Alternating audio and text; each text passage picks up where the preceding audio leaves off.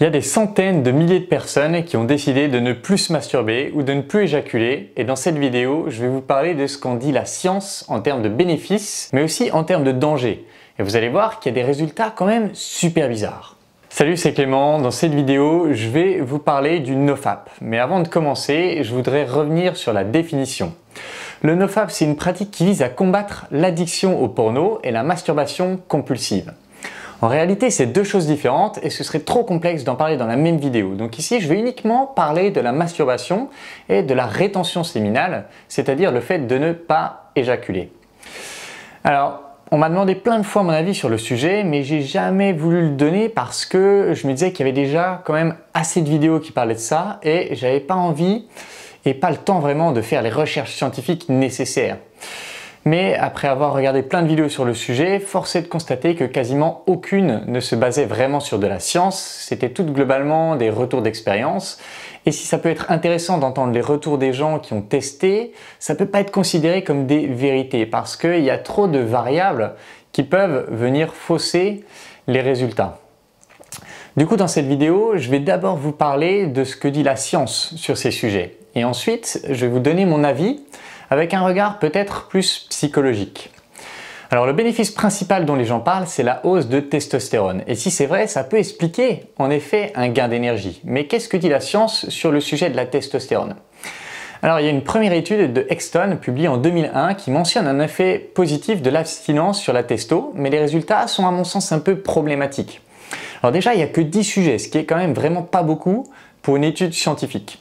Ensuite, au niveau du protocole, les sujets ils devaient regarder 20 minutes d'un documentaire neutre, puis 20 minutes de porno et se masturber au bout de 10 minutes jusqu'à l'orgasme, et ensuite regarder à nouveau 20 minutes de documentaire neutre.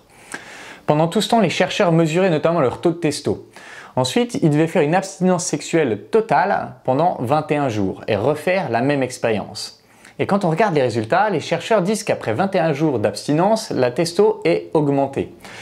Le problème, c'est que quand on regarde le taux de testo au début de l'expérience, on voit qu'il n'y a pas de différence significative. Donc si la hausse de testo était due à l'abstinence, il n'y aurait aucune raison que la différence ne soit pas significative dès le début de l'expérience. Donc qu'est-ce qu'il se passe pendant l'expérience et qui peut expliquer la différence dans la suite du graphique par autre chose que l'abstinence? Imaginez que vous venez dans un labo et que vous savez que vous allez devoir vous masturber pendant qu'on vous enregistre. Est-ce que vous ne seriez pas un peu stressé? Or, le stress, ça diminue le taux de testo dans le sang, comme l'a montré Brownlee. Et donc, une fois que la testo a été complètement assommée, évidemment qu'elle ne remontera pas à son stade de départ.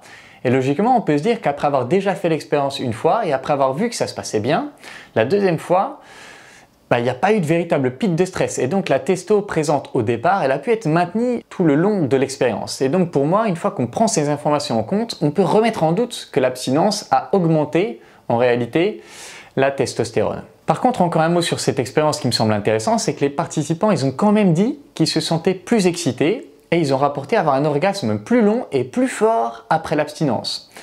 Donc on pourrait se dire que c'est un bénéfice cool, mais encore une fois, ça pourrait être dû au fait qu'ils étaient plus détendus lors de la deuxième fois qu'ils ont fait l'expérience.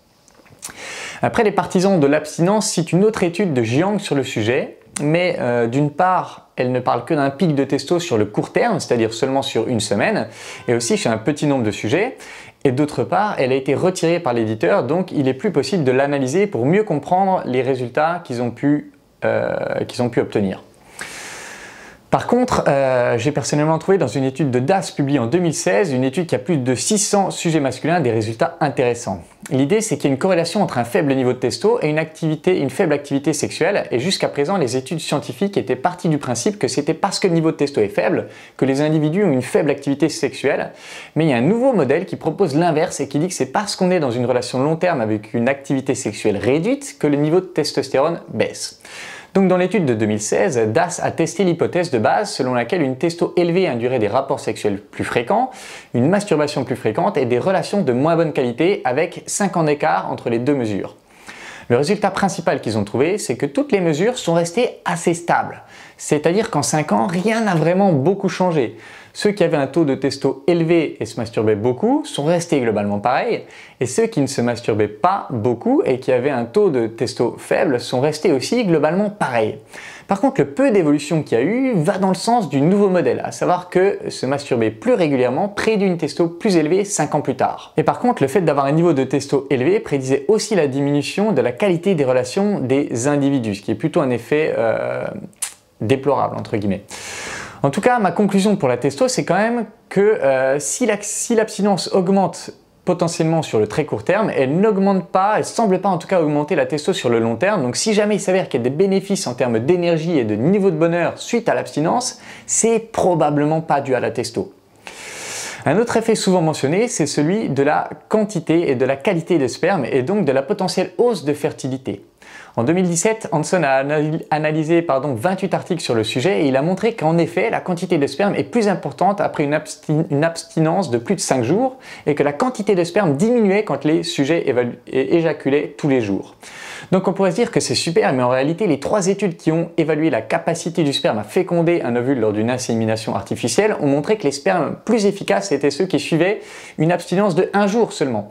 Donc en gros, avec une abstinence durable, il y a plus de sperme, mais le sperme est moins qualitatif, donc c'est impossible de se prononcer sur ce qui serait le mieux au vu des données que j'ai pu regarder. Après, il reste les témoignages sur le niveau d'énergie et le niveau de bonheur. Et pour ça, de ce que j'ai pu voir au niveau de la littérature, j'ai rien vu au niveau physiologique qui soutient l'idée que l'abstinence augmente l'énergie et le bonheur. En réalité, dans une étude de Masharek publiée en 2021, les auteurs écrivent que les effets négatifs de la masturbation sont causés par des sentiments de culpabilité, des attitudes morales ou des croyances religieuses et pas par le comportement de masturbation en lui-même. Et c'est là que peut-être on peut commencer à parler de psychologie.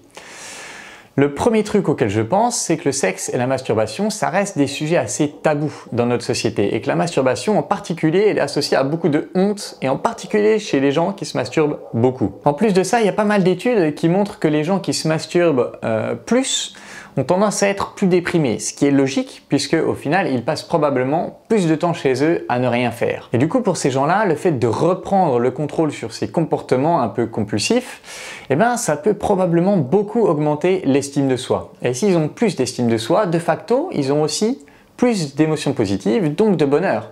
Et ils auront peut-être aussi plus de courage pour entreprendre d'autres objectifs.